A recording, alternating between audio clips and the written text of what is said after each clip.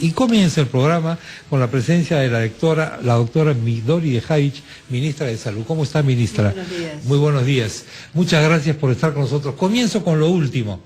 He estado con un representante de los serumistas esta mañana temprano y vino aquí el secretario de Defensa. Ellos están en un paro, ellos están pidiendo que les den un bono que se les había prometido, creo que es de 3.500, me parece, para los médicos y de 2.000 y pico para los auxiliares de salud, y se quejan de que no los toman en cuenta. Se quejan de que no los toman en cuenta, se quejan del abandono. Este muchacho que venía, este joven doctor, viene de una población muy pobre de Huancavelica. Y cuando yo le pregunté en qué condiciones estaba la posta médica en la que él trabajaba, me dijo que había déficit de todo. Y él personalmente y otros auxiliares de salud también tenían que dormir en un pedazo o en un sector de la posta médica. ¿Qué se le puede decir a estos doctores, doctora? Gracias por estar con nosotros. Muchísimas gracias. A todos sus radioescuchas, en particular, agradezco la oportunidad. Quiero comenzar por expresar mis condolencias más sentidas, personales y de la institución, a los familiares del doctor Abner Paco Blanco, que ha fallecido en Puno. Estamos acompañándolos en todo el sentimiento. Hemos enviado personas también allá, funcionarios, para asistir a la familia en todo lo que podamos, y quiero expresar mis condolencias más sentidas. También al periodismo por el fallecimiento del reportero Luis Choi, que nos ha impactado también ayer. Sí, efectivamente. Regresando al tema de los serumistas, en primer lugar quisiera ser clara en señalar que hay una inexactitud en el tema del bono de los 3.500 soles. Este bono fue pactado con la Federación Médica para los médicos nombrados, así consta en el acta, y es inexacto que se diga que es un incumplimiento del acta que este bono no haya sido otorgado a las serumistas. No fue contemplado así. Lo que estamos contemplando como iniciativa del Ejecutivo, y está en el presupuesto del 2013, es una bonificación para el personal de salud que trabaja en zonas alejadas y de frontera. A diferencia del bono que se pactó con la Federación Médica, que es un bono de una sola vez, en cada año, en el caso de la bonificación por zonas alejadas y fronteras es un aumento de sueldo permanente. Entonces son dos conceptos bien diferentes. El primero no les corresponde, no fue pactado en el acta, y este segundo que estamos trabajando, para el cual tenemos 84 millones de soles ya asegurados en el presupuesto, de lo que estamos hablando es de un incentivo para tener personal de salud en zonas alejadas y de frontera, que permita hacer un aumento permanente en su sueldo. Entonces, eso es el tema remunerativo. Estamos terminando de ultimar con cada gobierno regional cuáles son estos establecimientos de zonas alejadas y fronteras. Ustedes comprenderán que desde el escritorio de Lima es muy difícil determinar con exactitud cuáles son los establecimientos donde se quiere atraer personal permanente, y eso lo estamos afinando con los gobiernos regionales, es un trabajo muy fluido con ellos. Con relación a las condiciones de trabajo, efectivamente esa es una preocupación que tenemos. Una alternativa que estamos viendo, además del permanente contacto con los gobiernos regionales y locales para brindarles mejores condiciones de salud, lo que estamos contemplando ahora es la instalación de módulos de vivienda en estos establecimientos más alejados, de forma tal de poder facilitar condiciones de vida en estos lugares donde queremos retenerlos. Hemos estado la semana pasada en el río Napo, en Santa Clotilde, viendo un sistema de telemedicina, por ejemplo, que nos parece fundamental, porque este profesional joven tampoco puede estar alejado de las posibilidades de información, de acceso a recursos y de capacitación. Entonces estamos estableciendo una suerte de paquete que les permita estar en estas zonas alejadas, cumplir con el espíritu del SERUMS, que es un servicio que nació como un servicio civil de un año de trabajo en zonas alejadas del país. Ahora, cuando uno ve... Perdón, con la venia de la doctora y tu venia, Tengo que ir a mensajes muy importantes, me he sobregirado un poquito. Regresamos con las preguntas de León Trautmann. Gracias.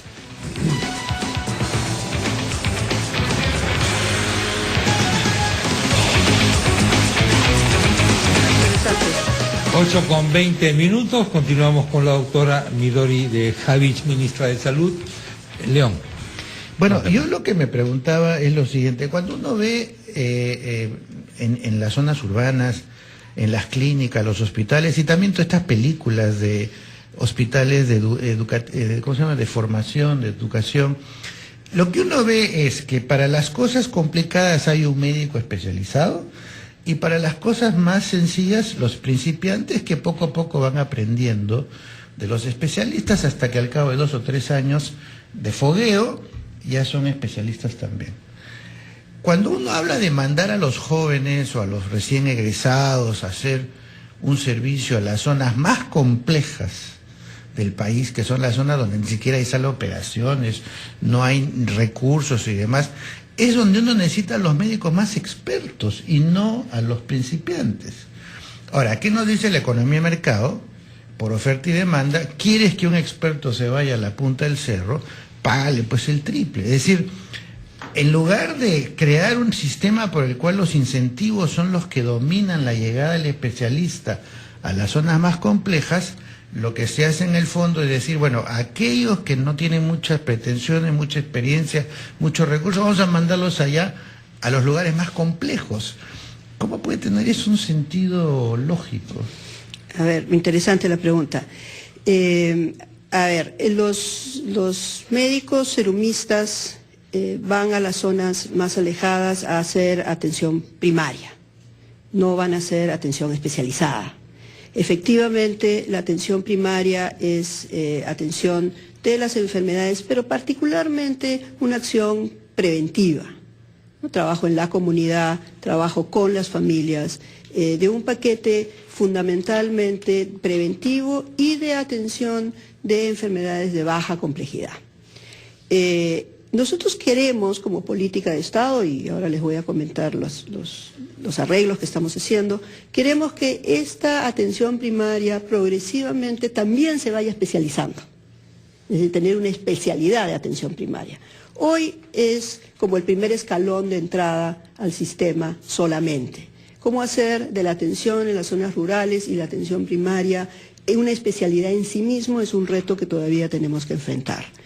En el lado de infraestructura, lo que se ha hecho es seleccionar con los gobiernos regionales 750 establecimientos estratégicos justamente para mejorar las condiciones de la atención primaria. Estos 750 establecimientos ciertamente nos va a tomar algunos años, 2 o 3 años, levantar y fortalecer esa infraestructura. Entonces, ¿qué es lo que quiero decir? Con personal asistencial, médicos, enfermeras, obstetrices, que tengan mejores condiciones de trabajo porque vamos a tener infraestructura más adecuada, más condiciones laborales y de vivienda con estos módulos, con conexión a Internet y con acceso a telemedicina, queremos fortalecer la atención primaria. Sin embargo, efectivamente, la otra línea de carrera, por decirlo así, es la especialidad hospitalaria. Y hay muy buenos incentivos para que las personas dejen la atención primaria y se vayan a la atención especializada hospitalaria, porque esto se da en las capitales de provincias, de regiones, donde hay muchas mejores condiciones de vida. Y efectivamente, entonces tenemos que compensar el sueldo para que sea un sueldo atractivo que retenga a las personas en la atención primaria y en las zonas más difíciles de atención. ¿Qué estamos haciendo para eso? Ya como medida estructural se ha conformado ya hace más de 2 o 3 semanas la comisión donde está el Ministerio de Economía y Finanzas, el Ministerio de Salud y la Autoridad Nacional de Servicio Civil, Servir, para en un plazo de 6 meses hacer el planteamiento de la modificación de la política salarial de todos los profesionales y personal de salud en el país. Ahora, tenemos bien poco tiempo para un cambio tan sustancial. Entendemos que los niveles de entrada, de sueldo, más Los incentivos para ir aumentando, subiendo en la carrera son el día de hoy insuficientes. Cabe decir que el serumista entra con una remuneración que es igual a la de cualquier otro médico que entra a la carrera, pero es insuficiente. Entonces, este gran esfuerzo de los siguientes meses está orientado a hacer esa propuesta que modifique luego de decenas, décadas de años, una política salarial mucho más acorde a la situación actual. Ahora, cuando uno escucha de estas comisiones multiministeriales, y que van a tomar 6 meses, 4 meses, 8 meses, 10 meses, siempre hay esta inquietud de decir, ¿por qué tiene que ser 6 meses? O sea, si se van a juntar los especialistas en contabilidad, en planillas, qué sé yo, del más alto nivel del Perú, digamos, que están en el Ministerio de Economía, ya sabes, ¿por qué no pueden resolver esto en una semana? O sea, ¿por qué necesitan 6 meses? Y por otro lado, ¿quién es el que finalmente va a tomar la decisión? ¿La ministra de Salud o el ministro de Economía? Porque muchos ministros plantean sus inquietudes, pero de una manera como diciendo que si Economía no aprueba o no avala, qué sé yo, entonces no se puede. Como que el gobernante fuera el Ministerio de Economía, a pesar de que se elige una persona como usted para dirigir el sector salud, confiando en que sea la jefa del sector. Entonces, ¿por qué la última palabra la tiene que tener Economía? Hay un presupuesto para salud y salud debiera poder organizarlo como mejor le parece. Entonces, ¿por qué tanto tiempo para estas comisiones? ¿Por qué tanta, yo no quiero decir incompetencia, pero ineficiencia, pues? O sea, cuando algo urge se hace pues en una semana. A ver, yo le contestaría con una frase, vamos despacio porque estamos apurados. Sí, pero y en ese sentido, ¿qué quiero decir con eso? Quiero decir que este es un cambio estructural muy importante. O sea, no es una decisión que se toma en una semana.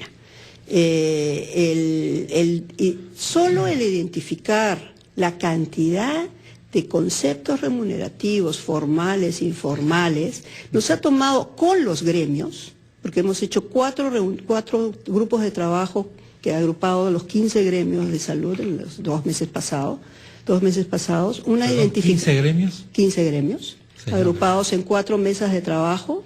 Hemos trabajado durante 2 a 3 meses identificando con ellos cuál es la estructura salarial del día de hoy de cada uno de ellos. Y con ellos hemos reconstruido el desorden que tenemos hoy y que queremos reparar. Cada uno de estos gremios ha emitido un informe de insumo a la comisión de cuáles son sus expectativas, no solamente de aumento, sino de reordenamiento. Ustedes saben, hay una serie de conceptos que han ido apareciendo debido a que ha habido una política de austeridad, entonces no se podía aumentar. En tanto que no se podía aumentar, obviamente el sueldo base se mantenía congelado, pero aparecían todos estos conceptos que lo que hace es que tengamos hoy una estructura sumamente desordenada. Eso tenemos que ordenarlo. Si podemos hacerlo en menos de 6 meses, fantástico, pero 6 meses no es un tiempo demasiado prolongado para un cambio fundamental, porque no es solo aumentar un sueldo, cambiar una escala, es también, y como lo hemos discutido con los gremios, buscar la forma de que estos aumentos salariales estén ligados a mejoras de desempeño. Y ahí el tema es complejo. Tenemos que llegar a consensos para que esta escala salarial no se vuelva a desordenar progresivamente en el tiempo. Claro, pero si uno piensa, digamos, en 6 meses, ¿cuántas horas de ministra de Salud, ministro de Economía, funcionario, etcétera, se dedican a estudiar el tema y demás? ¿Y hasta qué punto esas horas, que serán pues unas cuantas a la semana, no se pueden comprimir? ¿Por qué cuando hay un terremoto, hay un desastre natural, en 2, 3 días se toma medida de emergencia para hacer lo que haya que hacer para salvar a la gente y demás?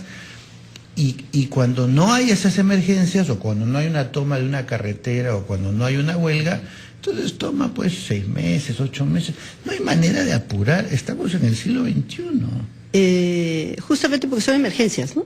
Por eso se tiene que actuar, digamos, coyunturalmente. Pero esto no es un tema coyuntural, eso es un tema estructural. Y como le digo, el tiempo es el máximo plazo que se ha dado, la ley de presupuesto.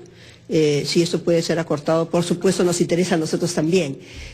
No quiero dejar pasar el tema del MEF y esto esta percepción, digamos, permanente de que el MEF es una entidad separada de las decisiones que tomamos en el Ejecutivo.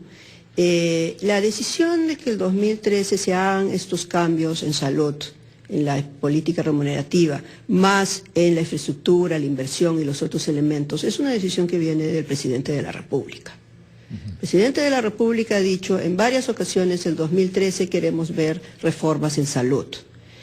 Viniendo de la más alta autoridad con una voluntad firme de que estos cambios se hagan, tenemos que articular los miembros del gabinete, evidentemente la mejor forma de llevar a cabo estos mandatos. Y tenemos que conversar, por supuesto, con el MEF, porque son los que van a proporcionar la sostenibilidad financiera. Quiero expresar en ese sentido lo que siempre he dicho. El equipo del Ejecutivo tiene que ser visto como tal. Y no se trata de que haya un Ministerio de Economía o un Ministerio de Salud y un Ministerio de Educación que estén a contraposición, ¿no? Una palabra muy breve nada más, doctora, porque la hora nos gana, sobre cómo medir el desempeño. Ejemplo, exacto. Yo soy médico de una determinada circunscripción. Si baja la mortalidad infantil, es una medida de mi éxito, de mi productividad, porque también hay otros factores, ¿no? Exactamente. Una época se decía lo siguiente, en el Reino Unido me parece que era: si la circunscripción que usted atiende baja el índice de fumadores, es un éxito suyo. Entonces usted tiene un premio por esa remuneración. ¿Cómo lo haríamos acá? Es tan complejo, aparentemente. Es sumamente complejo. En el sector público, inclusive en el sector privado, medir el desempeño de los colaboradores es una tarea ardua. En el sector salud, y esto es parte de lo que estamos discutiendo en la comisión, mi inclinación, si ustedes quieren, mi primera idea, es que no tratemos de comenzar a medir desempeño individual, porque es muy complejo, somos muchos en el sector. Más bien podríamos poner algunos indicadores de desempeño institucional. Entonces, por ejemplo, para un nivel de atención, sea de primer nivel, intermedio, hospitales o institutos, ponernos de acuerdo en cuáles son las dimensiones que hoy es importante resolver. Seguridad del paciente, por ejemplo, también satisfacción con el trato, competencia clínica. ¿Cuáles son esos indicadores que captarían que la institución como institución, o sea, el establecimiento, está mejorando respecto a algunos indicadores que consideramos que son política pública y sobre los cuales nos podemos poner de acuerdo todos los trabajadores, el ministerio, los gobiernos regionales? Yo creo que esa es una medida mucho más práctica, donde haya mucho mayor transparencia de lo que queremos lograr, y creo que es como podemos comenzar a introducir indicadores de desempeño. Gracias, ministra. Muchas gracias. Muy amable. La doctora Midori Dejavich, ministra de Salud, estuvo con nosotros.